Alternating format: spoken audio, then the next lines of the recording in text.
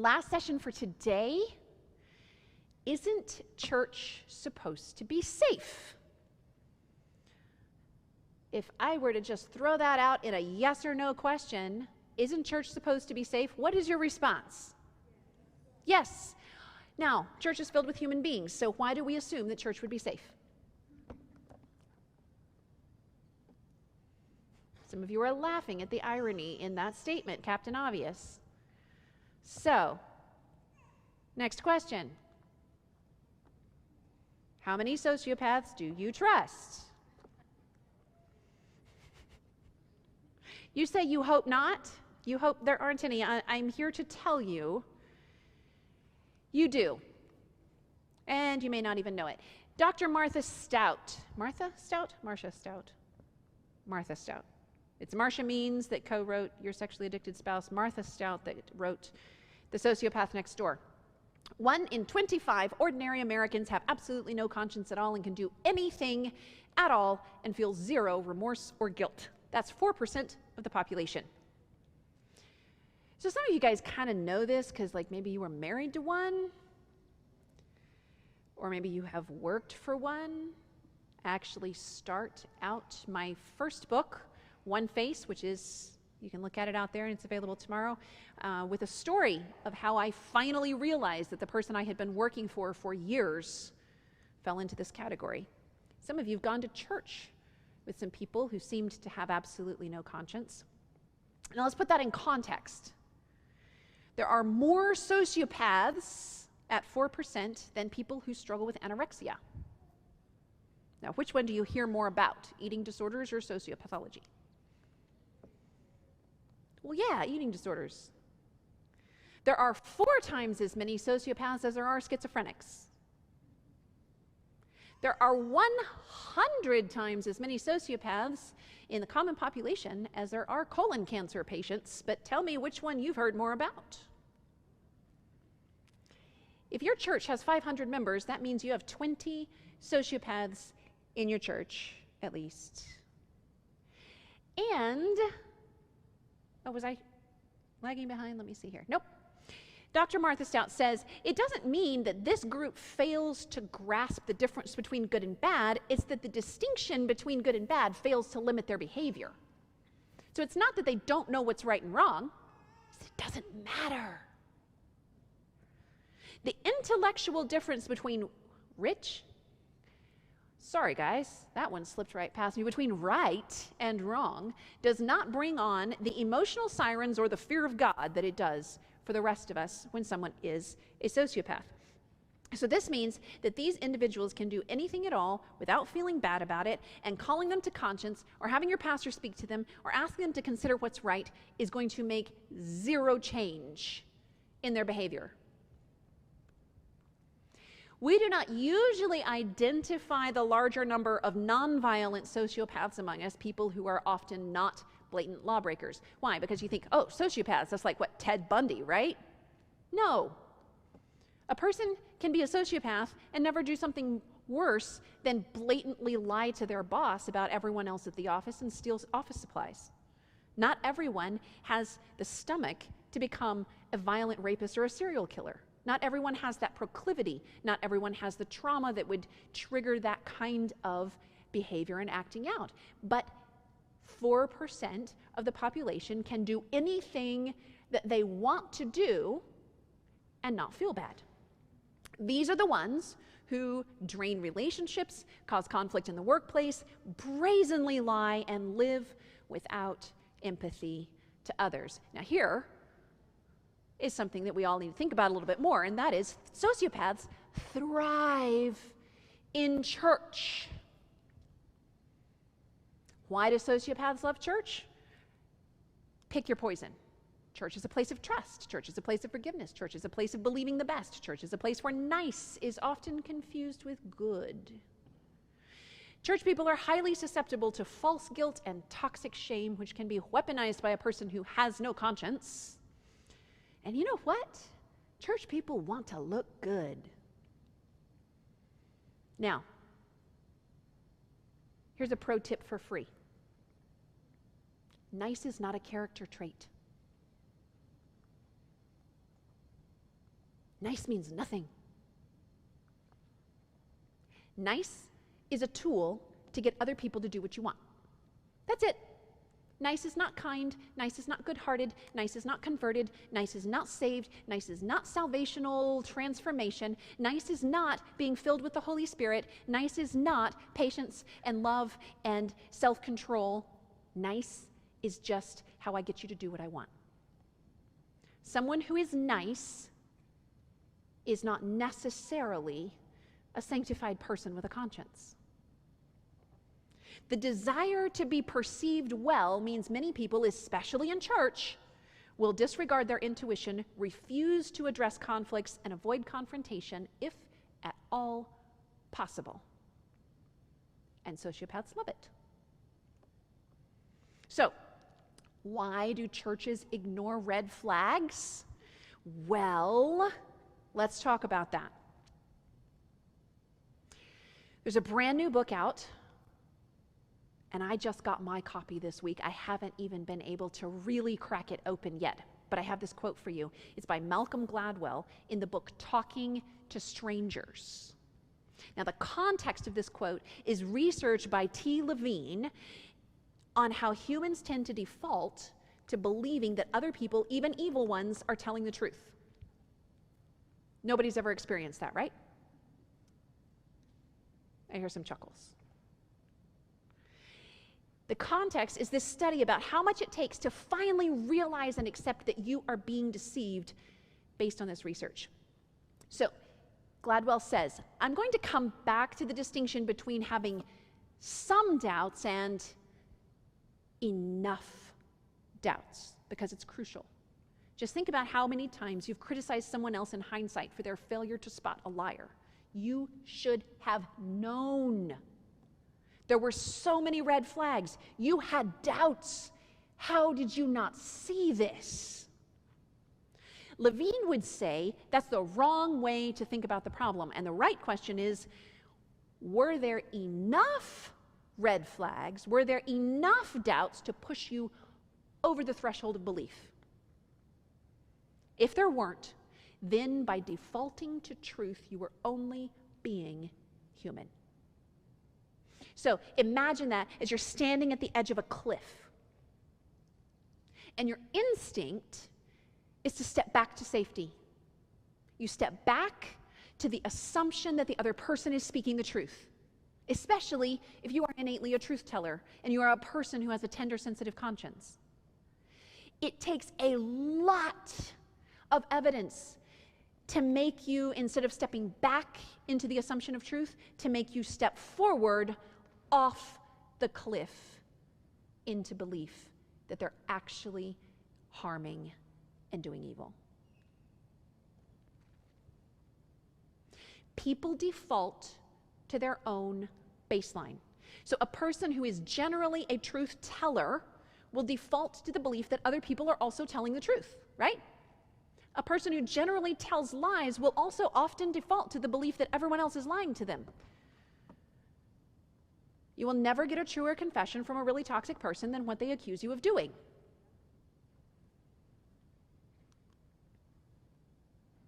Here's the thing, everyone projects. If you've been talking about abuse, if you've been reading stuff, you'll read about things called projection, where someone who is doing evil projects that on other people and blames the other person for what they're actually the one doing. But here's the thing, everyone projects on others. And you either project your good conscience or your lack of one. How often have you heard about something someone has done that is absolutely horrific, and you say to yourself, how can they sleep at night? How could they be capable of that, do that to someone else, and look themselves in the mirror? Well, the answer is, they don't have your conscience. They're not bogged down by your sense of right and wrong. And that's exactly why. So what works to activate your sense of guilt isn't going to work on someone whose conscience is dimmed or non-existent.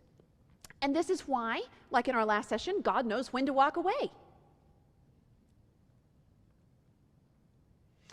It's also why it's very, very hard for most average people to believe that the most guilty perpetrators are often never convicted.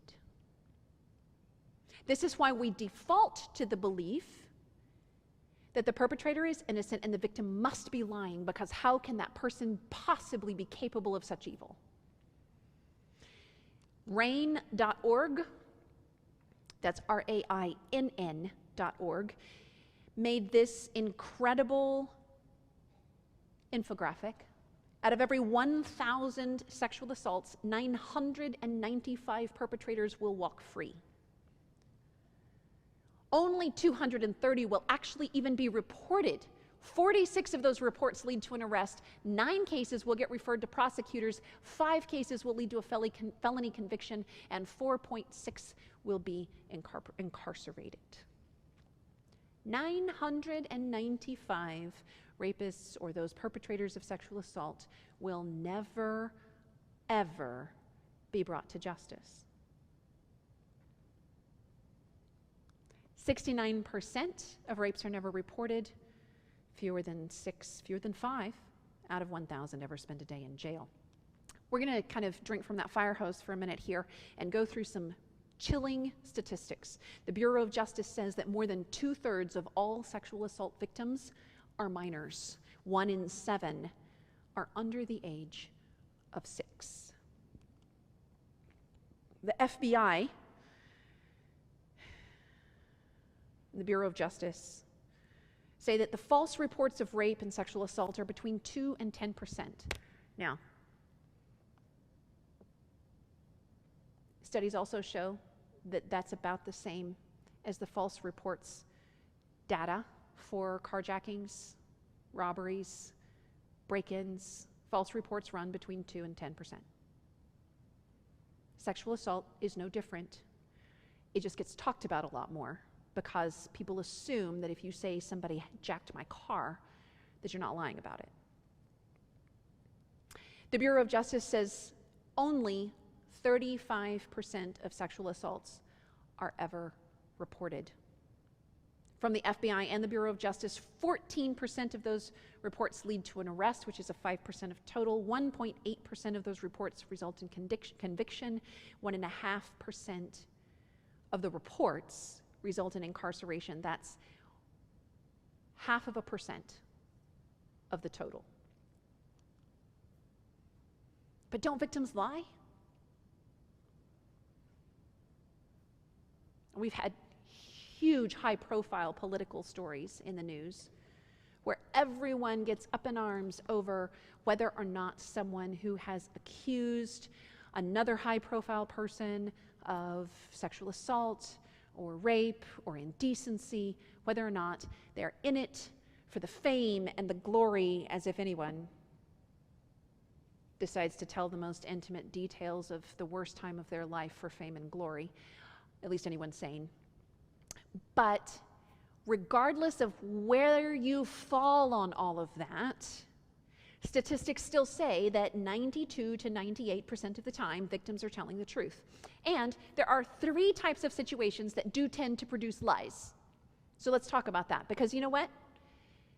I can sit here and hammer home the fact that 92 to 98% of reports on sexual assault and abuse are accurate, or are truthful rather, but at the same time, a false, intentional, knowing report of sexual assault or rape or abuse is never okay.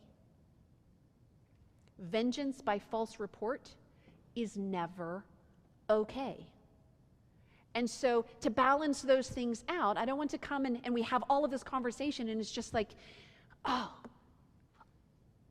it's okay if like 2 to 10% people go to jail for the wrong reasons and they were innocent. I'm not saying that. I'm saying that we default to belief and we investigate. 92 to 98% of the time, someone who says they're being abused is telling the truth. We operate under that assumption and investigate. Do you follow me? Good. Three types of situations tend to produce lies. One, straight up mistaken identity. Let's say you're sexually assaulted in the dark, you're walking to your car, you don't get a good look at someone. It would be possible to mistakenly identify that person, correct? Yes. Two, mental instability. Someone has legitimate historical pattern of mental challenges and a false report is made. And three, vengeance. They believe that a really good way to get back at someone is to falsely accuse them of causing harm. Here's the thing. Mistaken identity, mental instability, and vengeance can generally be ruled out by thorough investigation. Thorough investigation is important every time.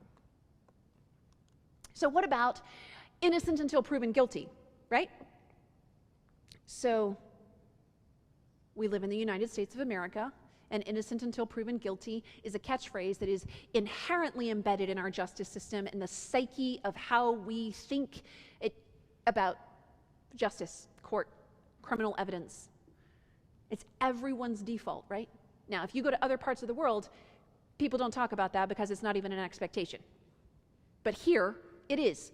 So we're going to talk about this expectation more tomorrow under criminal evidentiary standards and what it means to actually get a criminal conviction. But I want you right now to just think about this.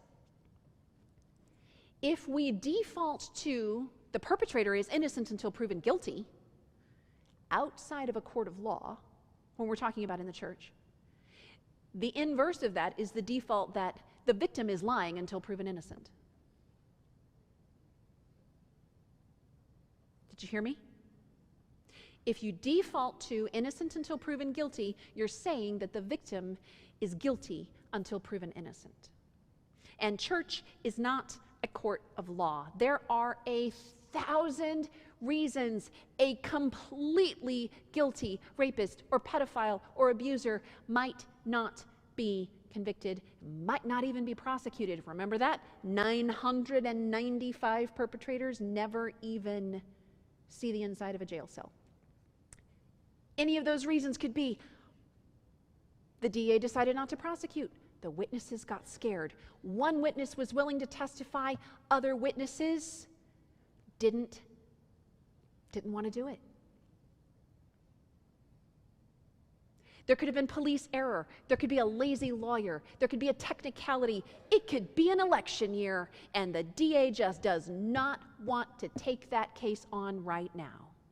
There are all kinds of reasons that very, very guilty people who cause very, very great harm may walk free. Just because they weren't convicted in a court of law doesn't mean you invite them over to babysit your kids while you go out on a dinner date. Right? You see, the criminal evidentiary standard is there for deciding whether or not to remove someone from society and put them in jail. Not for deciding whether or not this person is safe to be around all of your vulnerable minors. Our nation holds an extremely high evidentiary standard for criminal conviction, and this is good. It is good that we have a very high criminal evidentiary standard. But in church, we do not hold the evidentiary standard of criminal conviction, we hold a moral standard. A standard of right versus wrong. Not was there enough technical evidence to convince a jury by 95% or higher beyond reasonable doubt. Innocent until proven guilty is not the standard by which we define whether or not someone seems to have a divine right to church-endorsed access to future victims. Mark 9:42 says, "If you cause one of these little ones who trusts me to fall into sin, it would be better for you to be thrown into the sea with a large millstone hung around your neck." This is the biblical response to abuse.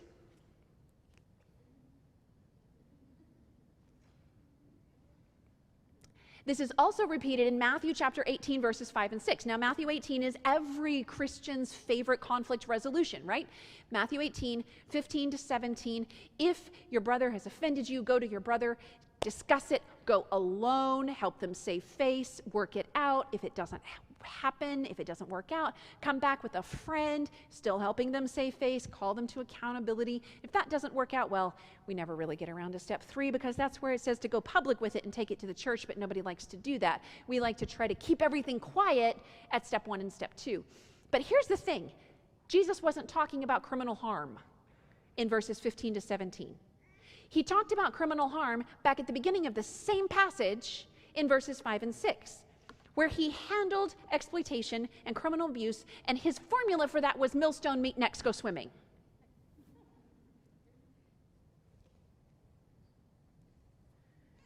The term used in bringing harm to the little ones is mikros. This term can mean the children and the vulnerable, but it also refers to those with lower social standing or lesser power, those who were smaller than.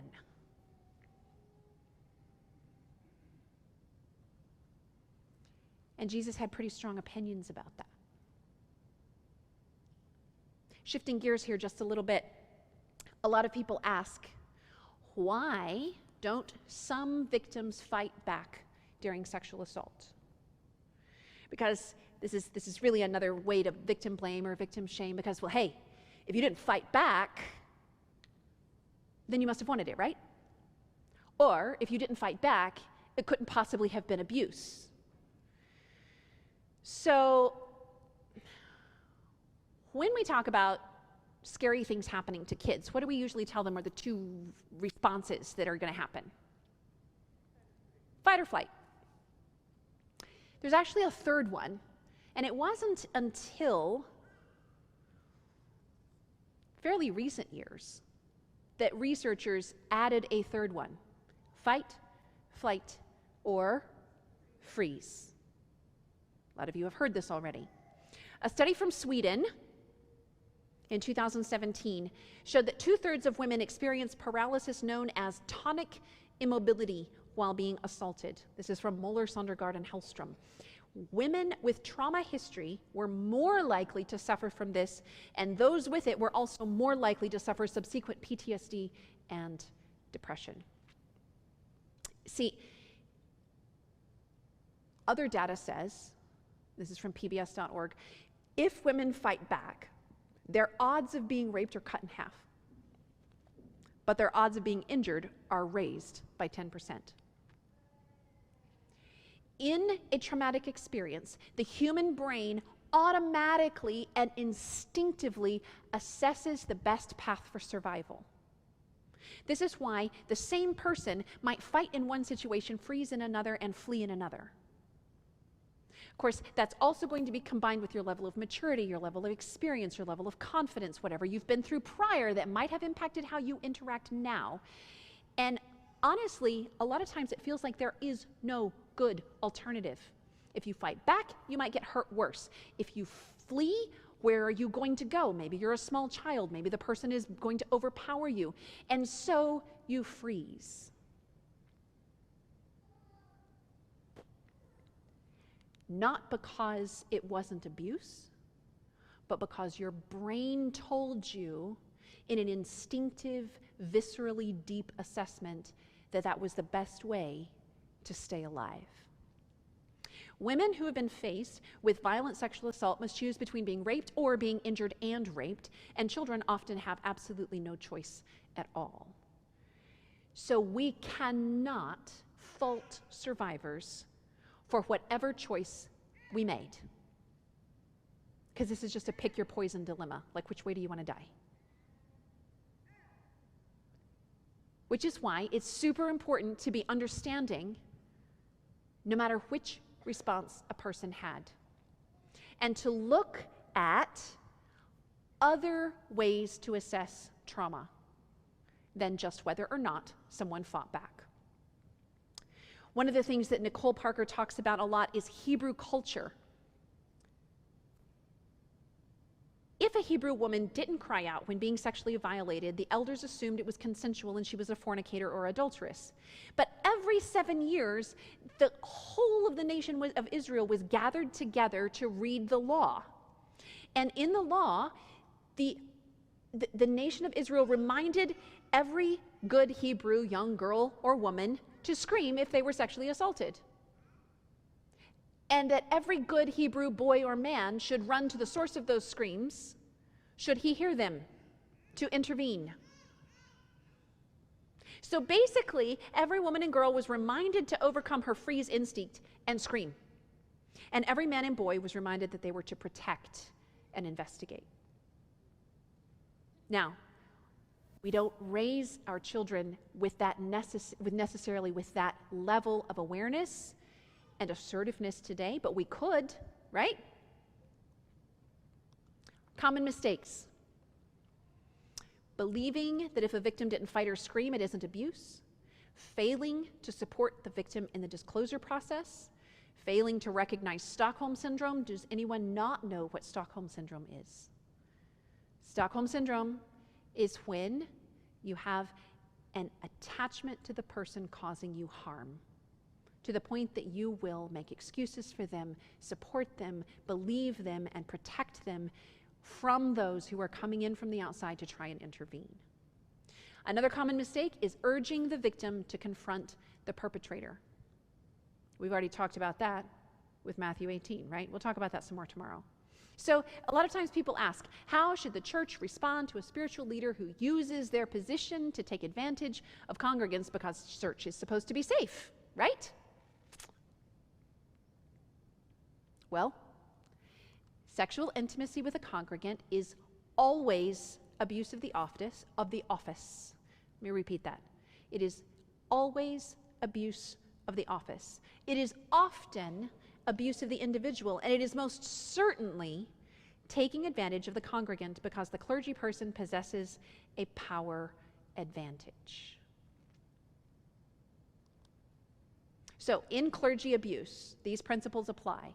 In ministries led by a spiritual leader who may not be an ordained pastor, this principle still applies to teachers, elders, coaches, chaplains, canvassing team leaders, youth workers, and other leadership positions, including volunteers. We're going to talk about policy and protocols on that tomorrow. Clergy abuse is wherever there is a power advantage used in a harmful way, there is abuse of power. And for women or children especially, a perpetrator who is in power and authority over them may be even harder than a peer to resist, because you feel you do not have the option of saying no. So now, in this, okay, here we go. 1 Timothy 5:19-20.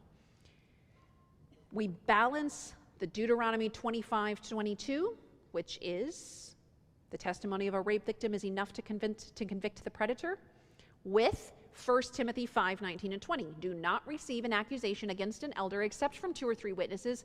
Those who are sinning rebuke in the presence of all, that the rest also may fear. The basic lesson of this is don't handle abuse in secret. Don't sweep it under the rug and keep everybody from finding out, and try to protect the reputation of the abuser to the point that other people remain vulnerable because nobody knows the truth. The point? Oh, I just said that. People in spiritual leadership should be disciplined through an evidence-based process, and discipline should not be handled in secrecy. Now, here is something I want to share with you, and you can get this on the Bucket Brigade Against Abuse website, bucketbrigadeagainstabuse.com. This is a tool created by Jennifer Schwerzer called the Spectrum of Abuse. Now, if you have one end is forcible rape or the sexual molestation of a minor, consent is 0 on the part of the victim. You have all the way on the other end of that spectrum is an apparently consensual sexual relationship between clergy and congregant, a pastor and a member. So you can have this whole spectrum, but we just said, remember, that Sexual abuse, sexual intimacy between a pastor and a member who aren't married is always abuse of the office. It is often abuse of the individual, and it's most certainly taking advantage of the congregant, of the member, because the clergy person possesses a power advantage. So even if it looks like it was a consensual affair, there needs to be an assessment made on how much abuse is involved. And the thing is, with situations like that, where it is not a minor, where it is not a forcible thing, it's very, very messy. People's hearts, emotions, and feelings are all entangled in it together, and it's very, very messy. So, Jennifer Schwerzer developed this spectrum of abuse, and this spectrum tool helps church leaders determine whether there is any shared responsibility among two apparently consenting adults when one is a member of the clergy or a spiritual leader and the other is not, or one is a spiritual leader with higher level of power than the other. So you can find that at bucketbrigadeagainst.abuse.com in the resources.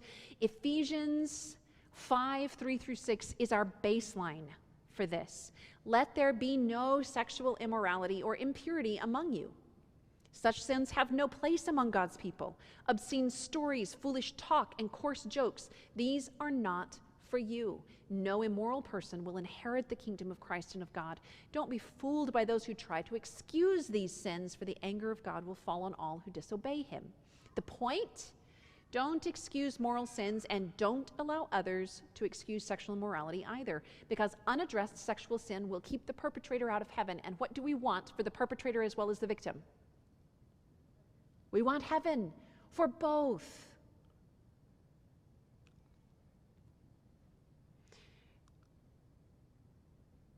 1 Corinthians 5:9-13. Paul says, I wrote you in my letter not to associate with immoral people. I didn't mean all the immoral people of the world or the covetous swindlers and idolaters, because then you would have to leave the planet, is what he's saying. I like Paul. You would just have to be a hermit, leave the world, leave the planet, if you wanted to not interact with anyone who's doing wrong things out in the world. But actually, he says, I wrote to you not to associate with any so-called brother if he is an immoral person or covetous or an idolater or a reviler or a drunkard or a swindler. Don't even eat with them. Many of the chronic problems that the church has developed is because we've come to believe that any kind of church discipline or accountability is unloving. But just like parenting, discipline is part of loving well. The rest of that passage says, for what have I to do with judging outsiders? Don't you judge those who are within the church? But those who are outside, God's judging them. Worry about the quality in the church. Remove those wicked ones from among yourselves. In other words, Patriarchs and Prophets by Ellen White says in the case of an immoral church member in Corinth, he was to be removed. This means, we learn from this, that every situation needs to be handled in a principled but individualized fashion. There is no cookie cutter, one size fits all, happy little formula that we can just slap on every situation and assume that we are going to meet the needs of those who are involved. But ultimately, church is only as safe as we choose to make it. And when we value the freedom of wolves more than we value the safety of the lambs, church is guaranteed to stay unsafe. Our final verse for today is Proverbs 31:8-9. Speak up for those who cannot speak for themselves, for the rights of all who are destitute. Speak up and judge fairly. Defend the rights of the poor and needy. And that is our gospel call, to speak up and return voice to those who have lost it or who have none.